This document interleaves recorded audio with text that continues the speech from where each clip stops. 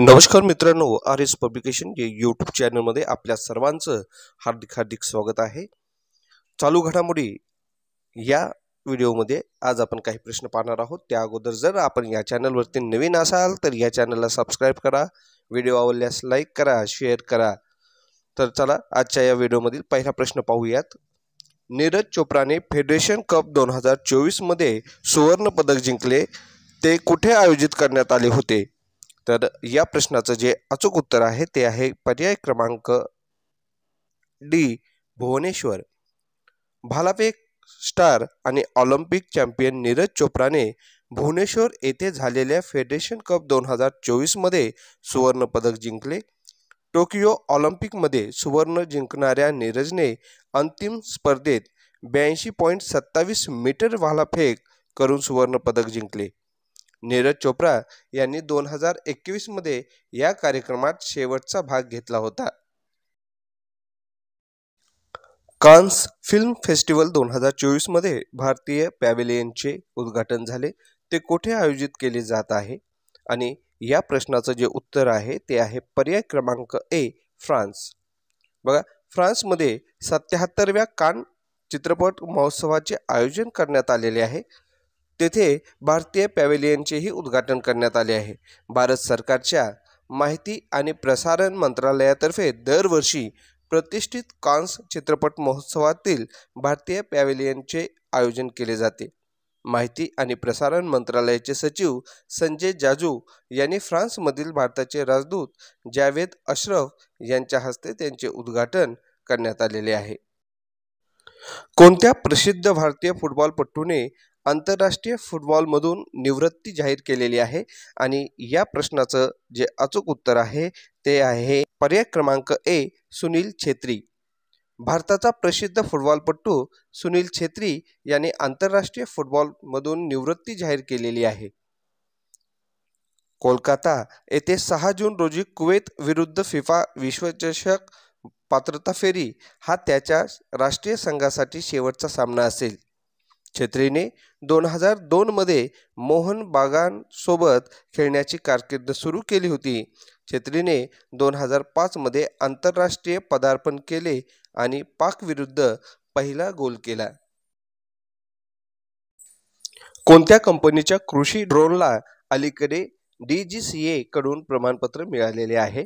आणि या प्रश्नाचं जे अचूक उत्तर आहे ते AITMC ventures limited. AITMC ventures limited म्हणजेच AVPL इंटरनॅशनल ला कृषी ड्रोन विराज साठी DGCA प्रमाणपत्र प्राप्त झालेले आहे. कंपनीचे CEO हिमांशु शर्मा म्हणाले की AVPLच्या विराज UAS कृषी ड्रोनला पहिला प्रकारचे प्रमाणपत्र मिळालेले आहे. वर्ल्ड फ्युचर एनर्जी समिट 2024 कुठे आयोजित केली जात आहे? आणि या प्रश्नाचं जे अचूक उत्तर आहे ते आहे पर्याय क्रमांक डी, अबुधाबी. आखाती शहर अबुधाबीमध्ये जागतिक भविष्य ऊर्जा शिखर परिषद 2024 आयोजित केली जात आहे. जागतिक ऊर्जा संक्रमण सुलभ करण्यासाठी आणि स्वच्छ आणि नूतनीकरणक्षम ऊर्जेमध्ये गुंतवणुकीला प्रोत्साहन देण्यासाठी उपाययोजनांवर चर्चा करण्यासाठी या शिखर परिषदेचे आयोजन केले जात आहे. अलीकडेच सांख्यिकी आणि कार्यक्रम अंमलबजावणी मंत्रालयाच्या सचिवपदाचा अतिरिक्त कारभार कोणाकडे सोपवण्यात आलेला आहे? आणि या प्रश्नाचं जे अचूक उत्तर आहे ते आहे पर्याय क्रमांक डी, सौरभ गर्ग.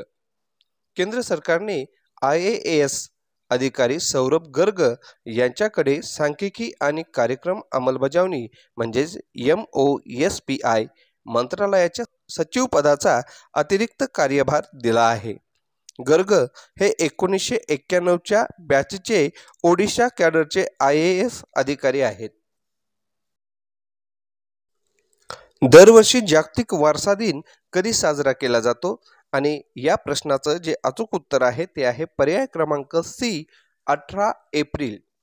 सांस्कृतिक वारशाचा आदर आणि संरक्षण करण्यासाठी दरवर्षी 18 एप्रिल रोजी जागतिक वारसा दिन साजरा केला जातो. International council and monuments and sites म्हणजेच ICOMOS ने 1982 मध्ये हा दिवस घोषित केलेला आहे. संयुक्त राष्ट्र शैक्षणिक, वैज्ञानिक आणि सांस्कृतिक संघटना म्हणजे UNESCO ने 1983 मध्ये या दिवसाला मान्यता दिलेली आहे.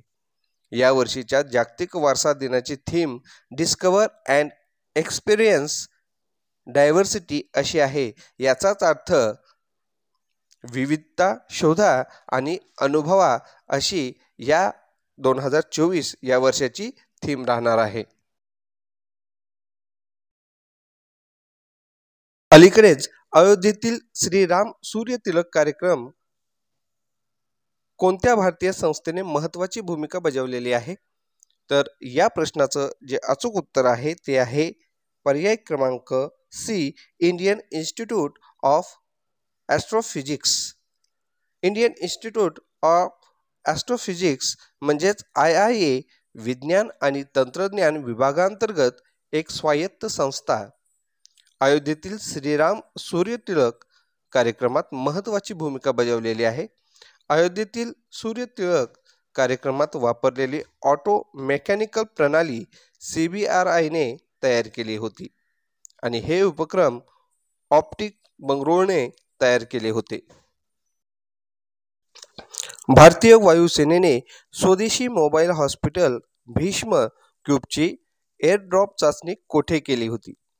आणि या प्रश्नाचं जे अचूक उत्तर आहे ते आहे पर्याय क्रमांक बी, आग्रा. भारतीय हवाई दलाने आग्रा येथे एअरड्रॉपसाठी अत्याधुनिक स्वदेशी मोबाईल हॉस्पिटल भीष्म क्यूबची चाचणी केली आहे.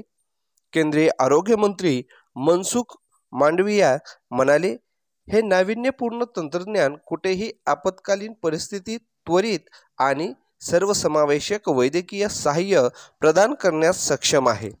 200 जखमींवर उपचार करण्याची तयारी या करण्यात आलेली आहे.